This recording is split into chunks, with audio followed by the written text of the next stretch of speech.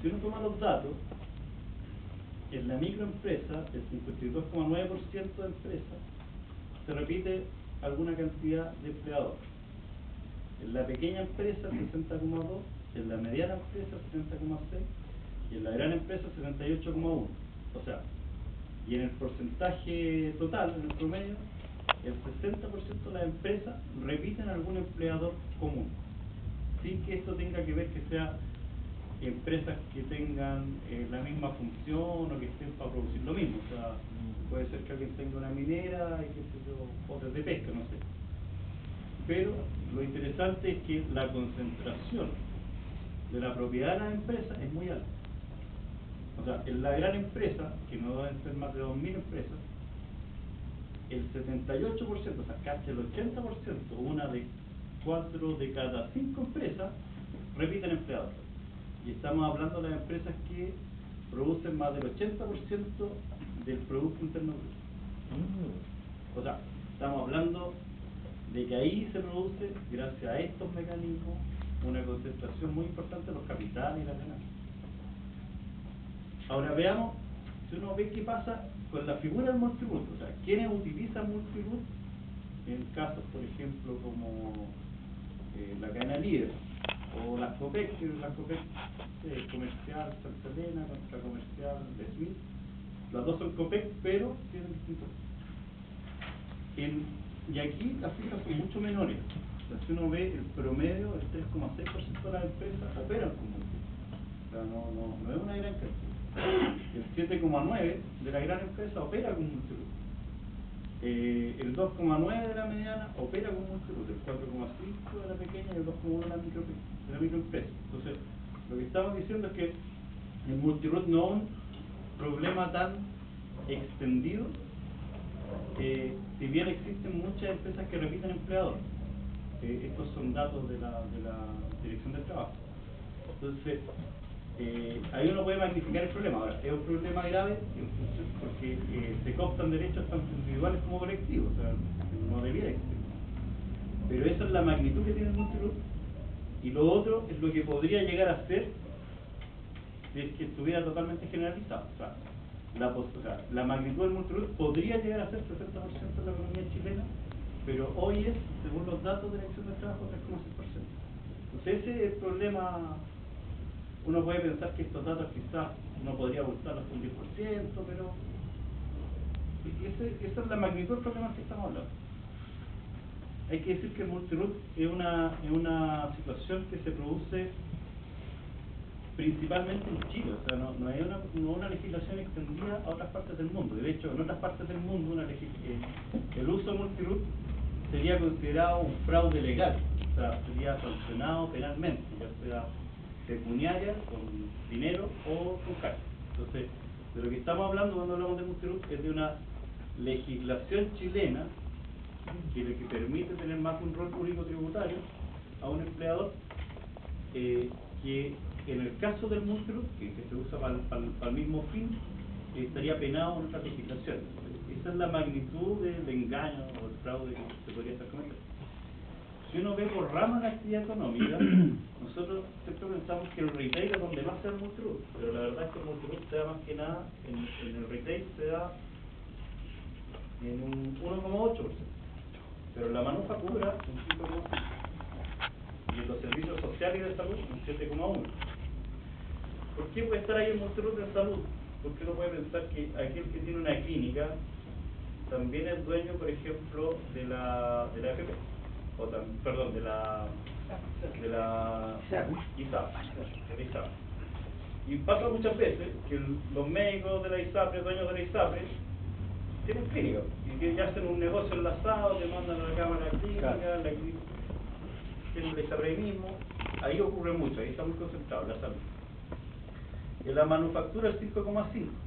También uno podría pensar que ahí hay mucho, bueno, la manufactura está un poco distorsionada porque hay mucha manufactura que se realiza en las casas, hay mucha manufactura que se realiza en los barrios, que no está propiamente tal en la fábrica, sino que después llega. Entonces ahí uno puede pensar que podría ser mayor. Pero eso tiene que ver ya con que con una situación que ocurre en la manufactura. Entonces, así nace en los años 80. Estas son las magnitudes, esto es la cantidad de multitud que hay. Entonces ahora veamos, ¿y por qué sucede que en algunos lados hay más multitud y menos?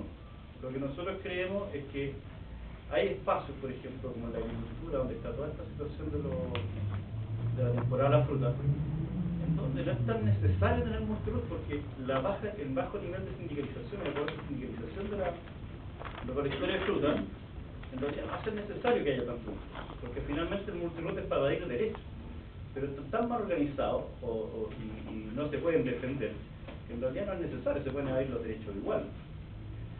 Y en otros lados uno podría pensar que no existe porque los sindicatos son muy fuertes. O sea, podríamos hablar de la gran minería, sería muy difícil que poder la gran minería se aceptara esta figura del multiroot, pasando a llevar los sindicatos y los derechos colectivos, porque la fortaleza y la estrategia y lo estratégico que es minerar para Chile hacen que ahí esté más frenado. Entonces esas pueden ser dos situaciones muy distintas que llevan a la misma conclusión, que se use en una baja proporción el multiroot. En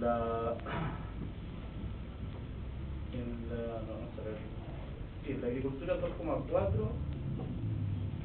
y vamos a ver minería. Pero no pasa,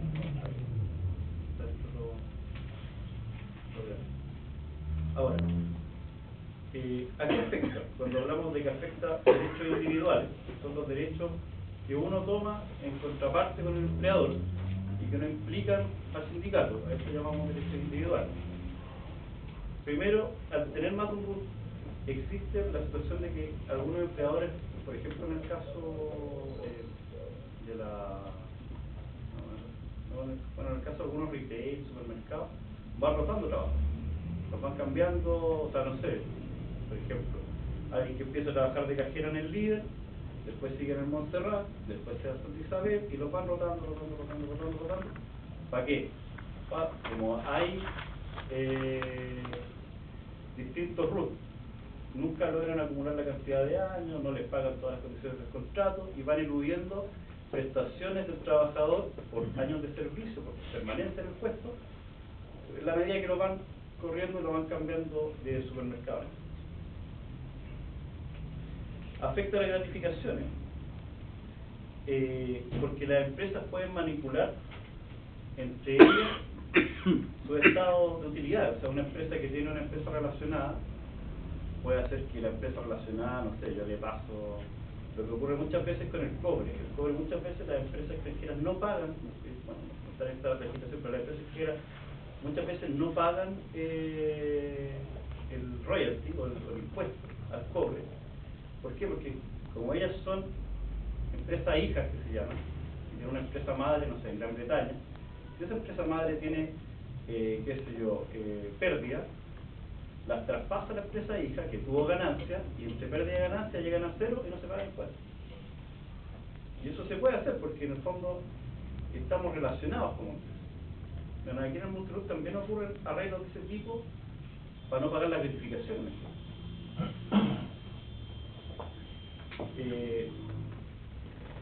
Muchas veces también lo utilizan para eludir este de las salacunas, cuando hay 20 trabajadores más. O sea, porque si yo puedo vivir mi empresa, y no sé, llego a tener 10 trabajadoras, bueno, cada empresa no tiene por qué tener salacuna, y ninguna tiene.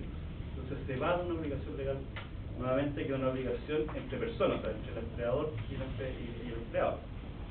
Y finalmente, posibilita la reducción de obligaciones laborales. Esto lo escribió un abogado, o sea, esta parte no escribió, yo no soy abogado. Pero él me contaba que es normal que en la práctica de un trabajo, en el momento de dar un juicio a un trabajador, pueda encontrarse con que la empresa de su empleador traspasó sus bienes o patrimonio a otra empresa del mismo dueño, y entonces como la empresa no tiene patrimonio, no tiene con qué pagar. Y aunque uno gane el juicio, se queda sin nada. Entonces, y eso son prácticas que se posibilitan. Ahora, en los derechos colectivos, la existencia de multiroot obliga al trabajador a organizarse en cada una de las razones sociales sindicales que tenga un determinado empleador, lo que dificulta la constitución de sindicatos y limita su capacidad de negociar colectivamente. Eso es básicamente por lo que estamos hablando. Con la existencia del multiroot se logró debilitar los sindicatos de aquellos que eran más fuertes, evitando que las negociaciones colectivas pudieran ser más fuertes. Por lo tanto, debilitan el poder negociador, generando este desequilibrio entre el poder negociador de la empresa y de los sindicatos, los que nos tiene, no sé, efectos que puede tener con reajustes muy bajos de sueldo, que muchas veces cuando un empleador se gana una negociación, al año siguiente borra y cuenta nueva, o sea, la negociación no tiene piso, y básicamente porque el empleador tiene una contraparte que es muy débil. Entonces, muchos sindicatos, me acuerdo el año pasado el Mercurio del Paraíso, terminó negociando que no le bajaran lo que negoció el año pasado y no ganando nada. No ganaron nada, estuvieron como un mes ahí, no ganaron nada, pero cuando fueron a la negociación, el empleador dijo, no, yo te voy a, tú me pedís tanto, yo te voy a dar menos de lo que te di el año pasado. Y ahí pelearon hasta ganar lo mismo. No, pero un mes de movilización no sirvió de nada. Porque no hay piso, o sea, lo que se ganó el año pasado no se considera piso de negociación para el próximo año.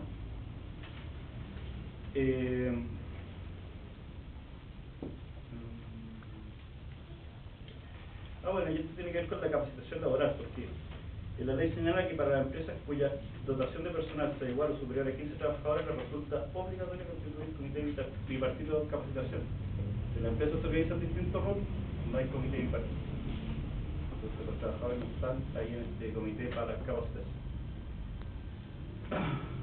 El compañero José comentaba el caso de una empresa que, dicho sea de paso, recién en 2011 los juzgados chilenos dieron los primeros fallos con respecto al multiroot, siendo que es una práctica muy antigua, recién 20, 25 años después se conoce el primer fallo, o los primeros fallos. Entre estos está el de la Corte de Apelaciones contra AMEC. Me parece que algo como internacional. Que un holding de empresas internacionales que en el fondo no quiso, que es un poco lo que trató de hacer Walmart con el Chile, no reconocer. Walmart en Estados Unidos prohíbe la afiliación sindical en todos sus locales. Y allá son nada menos que 1.400.000 trabajadores en Walmart. Y ninguno de ellos puede afiliarse, si se afilia lo despiden. Cuando Walmart llegó a Chile, trató de proteger esa misma legislación que ellos mantenían en Estados Unidos, la trató de mantener en Chile, y bueno, no fue posible porque ya está constituyente el sindicato libre interempresa, entonces no se pudo. Esta AMEC trató de hacer lo mismo. Pero lo que dice el decreto, lo que dice la sentencia del tribunal es que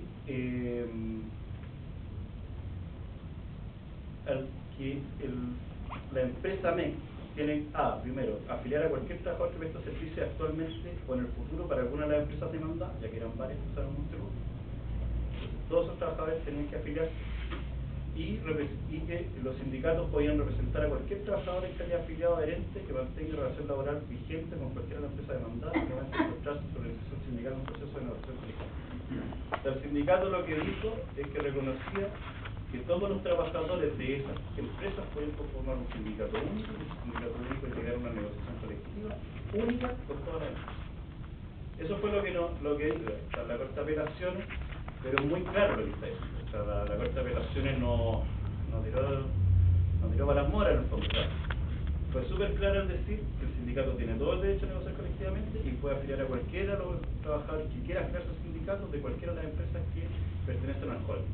O sea, no hay ninguna equivocación entre lo que se dijo ahí, porque uno podría malinterpretar. Y esa es la jurisprudencia. Ahora, es reciente, del 2011, la primera que nosotros conocemos, quizá hay una más atrás, la primera que nosotros conocemos revisando la acta del Poder Judicial, es una del 2011. Ahora,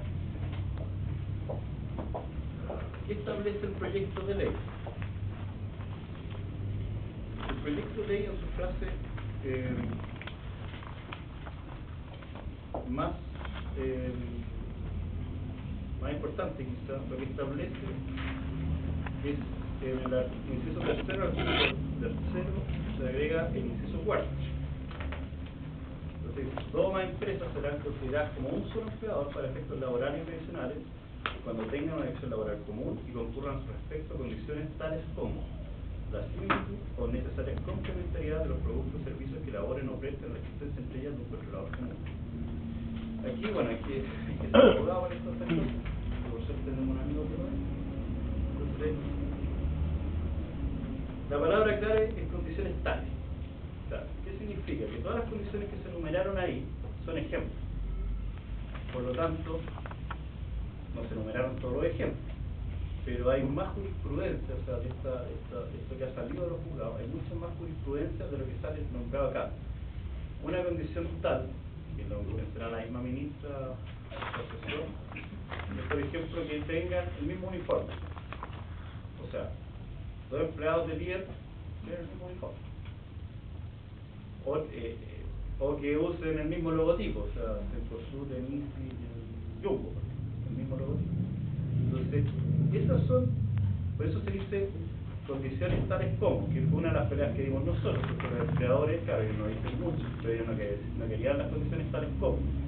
Ellos lo que querían es que todas estas condiciones que son aquí, que sean similitud o necesaria complementariedad de los productos o servicios que elaboren o presten la existencia de un controlador común, fueran todos requisitos. Y si no se daban los requisitos, no se podía. Lo que nosotros fuimos a pelear es que llegara tales como. Dale, ¿cómo? Claro, o sea, tales como, o sea, puede ser esta o cualquier otra que el juez encuentre que es válida como causal inicial o iniciario, ¿no? Entonces, ¿qué significa esto? Bueno, también en la ley dice que los que inician el juicio lo pueden pedir son los trabajadores. O sea, aquí no necesitan más o menos que el permiso del empleador, que es lo que se decía antes, que en el fondo el empleador tenía que dar como el permiso para que se iniciara esta negociación colectiva entre empresas, porque si los empleadores estaban de acuerdo, y un empleador tenía más de propiedad de una empresa y él estaba de acuerdo y lo permitía, se podía dar esta negociación entre empresas. Lo que dice la ley ahora es que los sindicatos pueden pedirle al juez que juzgue si es que la empresa tiene un mismo empleador con condiciones tales como, que pueden ser otras más que presenta el sindicato, o sea, el sindicato puede presentar, mira, estas son condiciones que estipulan que nosotros trabajamos por el mismo empleador. Tienen la propiedad, pero aparte se da esto. ¿Por qué se dice así y no se dice este concepto de empresa? Eliminar el concepto de empresa y dejar el concepto de empleador. Porque ya esta es una pelea que también había ahí, y era que finalmente, claro, hay empleadores que, qué sé yo, tendrán una COPEC y una flota de barcos. Entonces, entre la COPEC y la flota de barcos no hay nada parecido, o sea, no es la misma empresa.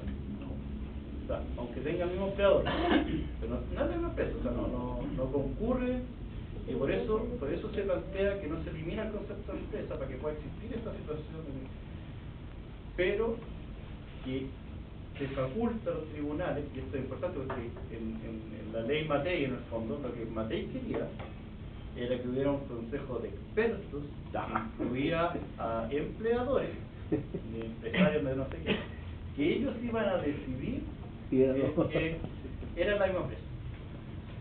Eso es lo que quería Matei, y esa es la gran diferencia, porque muchas veces este mismo es el mismo. No es el mismo, porque están tales como, que no es obligatorio, sino que significa que pueden existir otros ejemplos que se pueden buscar, y no es el mismo porque ahora se resuelve el tribunal a petición del sindicato. Antes que resolvía era un grupo, no sé cómo le llamó, consejo asesor del ministerio, que iba a estar compuesto por eminencias de no sé qué. Entonces, estos son dos cuestiones claves. Ahora, ¿qué otra cosa puede ser complicado acá desde el punto de vista de lo que se plantea en la ley? Definir qué es dirección laboral común. Porque algunos empleadores piensan que dirección laboral común es que tengamos el mismo departamento de recursos humanos. Por lo tanto, es tan fácil como agarrar una puerta, meter a una persona, ponerle departamento de recursos humanos y se acabó el problema. O sea, esa es una duda que hay. Y también nosotros la planteamos ahí, o sea, para que se extiende por dirección laboral.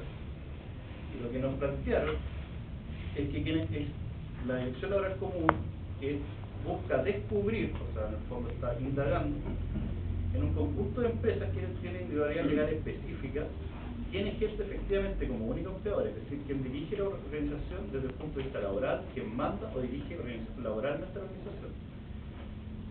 Dentro del atributo del empleador se encuentra el poder de dirección, la capacidad de impartir instrucciones, de contratar, de despedir, de sancionar, de dictar reglamentos internos, de modificar algunos aspectos del contrato, supervisión las condiciones de seguridad y higiene. Adicionalmente, se formularían por vía indicitaria otros elementos y circunstancias que puede considerar el tribunal, y esto es lo que les decía recién.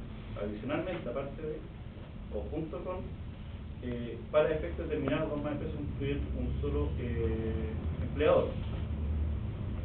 En definitiva, la dirección laboral común es una expresión que contiene una adecuada racionalidad jurídica formal, es decir, cuenta desde el punto de vista del lenguaje técnico, eso no importa. Un significado para quienes deben aplicar la norma. En el fondo,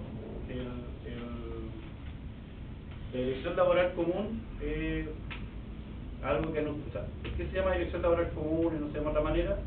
Porque es algo que han usado los jueces previamente en los juicios. O sea, los jueces cuando han dado la jurisprudencia han utilizado el concepto de dirección laboral común. Por eso se utiliza este concepto, porque se recoge la jurisprudencia que fueron creando jueces en distintos dictámenes. Entonces la idea es en el fondo mantener esa jurisprudencia y mantener las soluciones que ya han dado los jueces, o sea, para no generar algún tipo de equivocación o para no generar nuevas definiciones que pueden llegar a confundir después al juzgado o al abogado. Ya, otro elemento, bueno,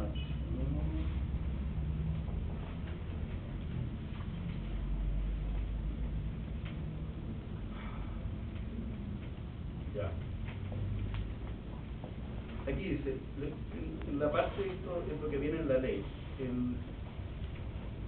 el ejercicio de la acción de la solución. Los legitimados para el ejercicio de la acción son los trabajadores y las organizaciones sindicales y las distintas empresas respecto a las cuales se estima que constituye un empleador. O sea, los que toman la acción para poder definir, para poder denunciar en el fondo que hay un multiroot, son los trabajadores, eso lo dice la ley. Entonces el poder en realidad está, o va a pasar a los trabajadores, cuando antes estaban el empleador el permitir una negociación colectiva, hoy día son los empleadores, los trabajadores los que pueden ir al tribunal a denunciar que existe un multiroot. Ahí cambia eso sustancial. Bueno, después dice que las causas serán resueltas por el juez del trabajo, por el procedimiento de aplicación general. El juez debe resolver previo informe de la dirección del trabajo, estando facultado a requerir además informes de otras órganos de la Administración del Estado que ayuden a ejecutar. Oportunidad de la presentación de la acción. También aparece aquí. La acción puede interponerse en cualquier momento por los trabajadores o sindicatos. Eso es lo que... ¿Cuándo no se puede interponer? La única limitación es que la acción no puede deducirse una vez iniciado el proceso de negociación colectiva. Si ya está en el proceso de negociación colectiva, no se puede presentar ante esta idea de que aquí hay más lucro. Pero en todos los momentos sí. ¿Cuántas preguntas? Ya. ¿Estamos todas?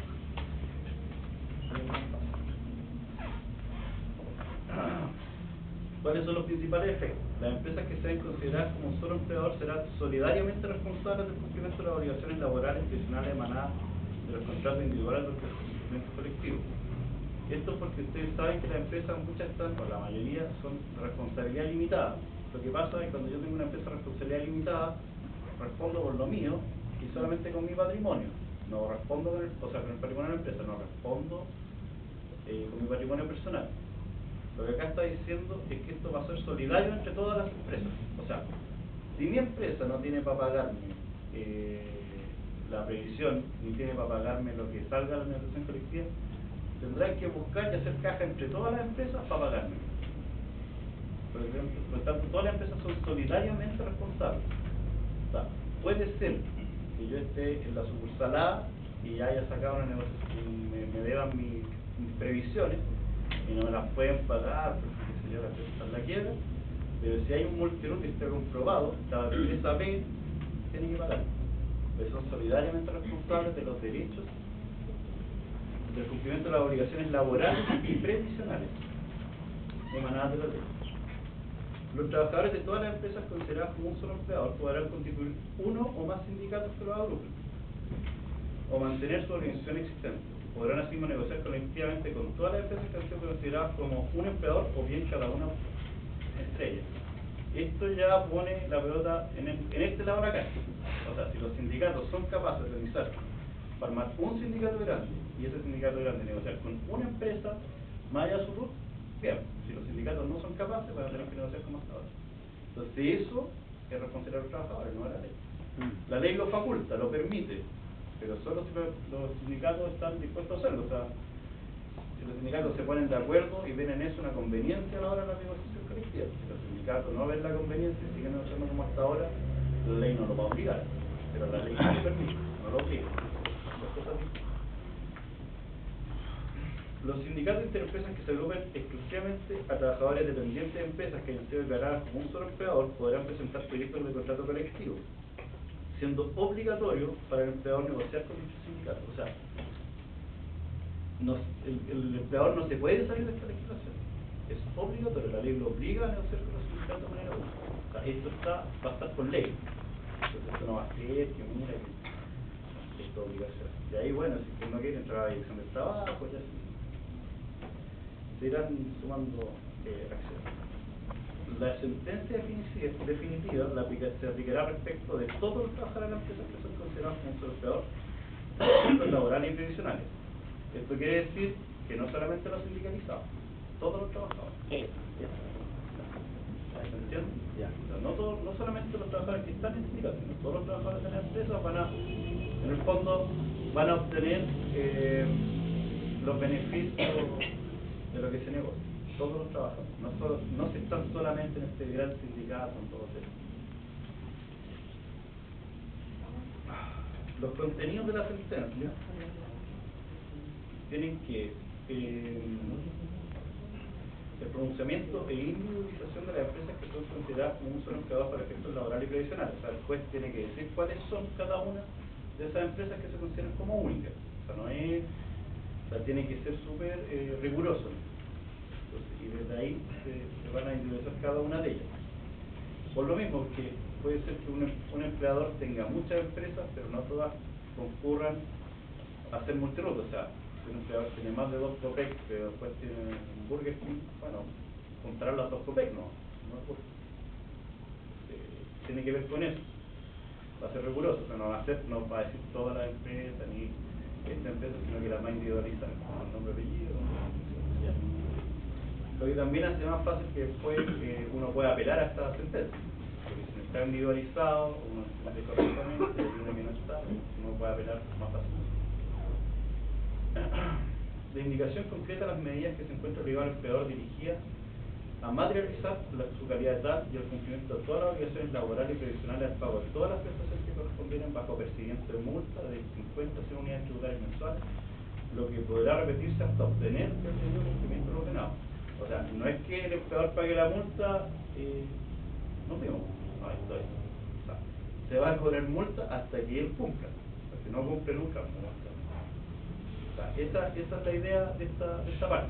No es que existe una multa y, bueno, generalmente las multas salen más fáciles que menos costosas que cumplir, pero no, aquí es la multa hasta que se cumpla. Y se puede ir repitiendo la multa hasta que se cumpla, hasta obtener el debido cumplimiento del ordenado. La determinación acerca de si la alteración de la individualidad del empleador se debe o no a simulación, contratación de trabajadores a través de terceros, o subterfugio, ocultamiento de alteración de su individualización o patrimonio. O sea, el juez tiene que decir por qué hay multitud. Si es por simulación, por contratar trabajadores a través de terceros. Esto podría llegar también a ser interesante para todas las empresas que tienen subcontratos. O sea, las empresas mineras, hay muchos subcontratados y cada vez el subcontrato más importante en la minería es el contrato, el empleo asalariado, fijo, empleo directo.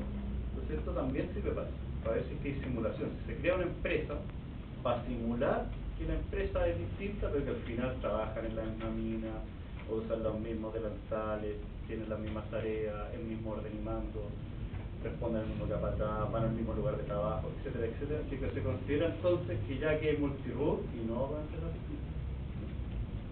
Entonces, ese es un caso, la simulación, y eso ya da para otro tema que tiene que ver con todo con la categorización de multiroot, pero a la hora de los subcontratados, que eso ya es más extendido. Y los subterfugios. ¿Para qué subterfugios? Principalmente para ocultar patrimonio o utilidades, para no dar los derechos provisionales. El caso que el juez establece que existió simulación o subterfugio y ello ha tenido como resultado el duro cumplimiento de las obligaciones laborales previsionales que establece la ley y la convención, deberán señalar las conductas constituyentes de simulación o subterfugio de derechos laborales previsionales que por esta vía se verán vulnerados. En este último caso, el juez aplicará al infractor una multa de 20 a 300 unidades tributarias mensuales. Estas multas se podrán triplicar, duplicar, dependiendo del tamaño de la empresa. Aplicación del 17 punto del artículo 16 del trabajo. Eso, ese es el concepto.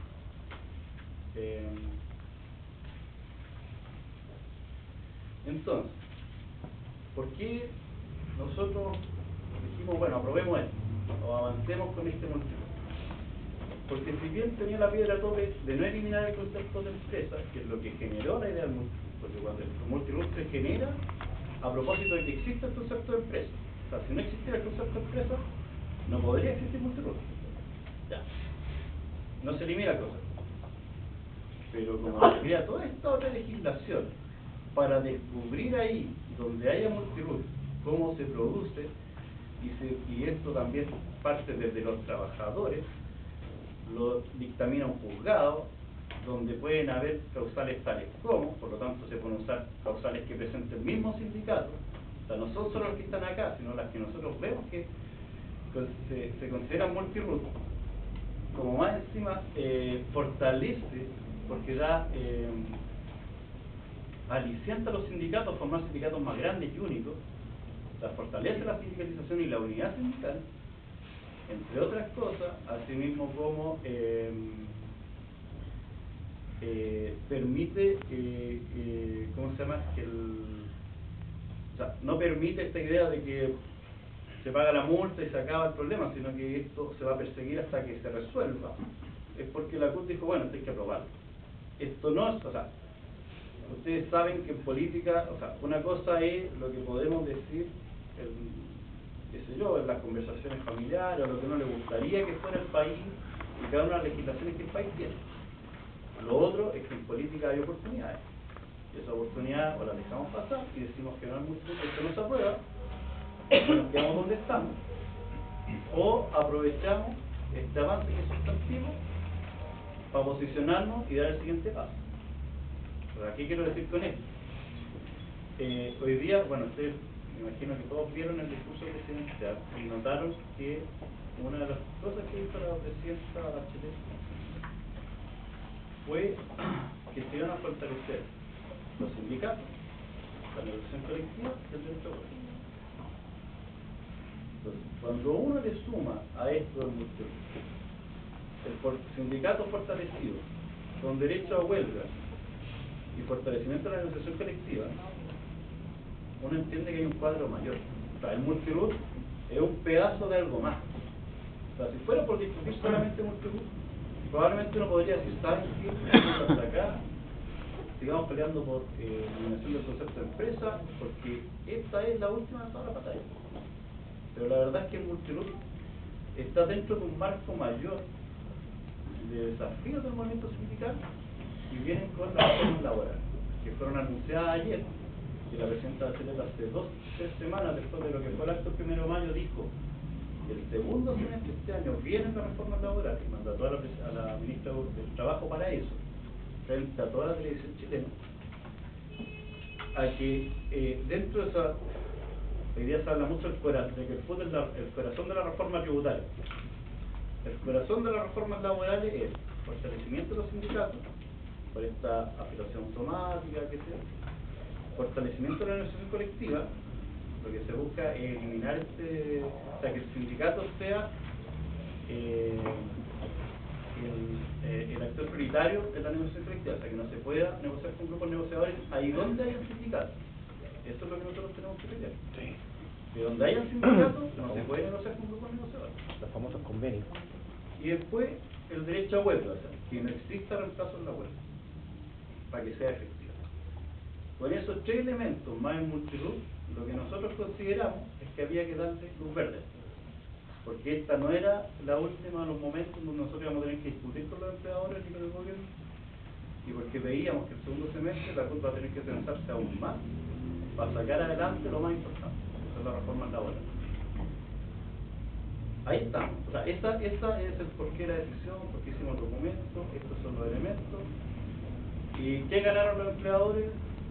Que no se eliminara el concepto de empresa. ¿Qué ganamos nosotros? Bien, antes de continuar con el compañero Jorquera, que me toca la oportunidad es que tenemos que saludar la presencia de la señora Patricia Herrera, que viene en representación del alcalde de Cerrillo, que la saludamos por buenas noches. que siempre el alcalde y el municipio de Cerrillo, también como el de Maipú, están presentes en las actividades de nuestra CUT zonal. Ese es el paréntesis. Muy bien.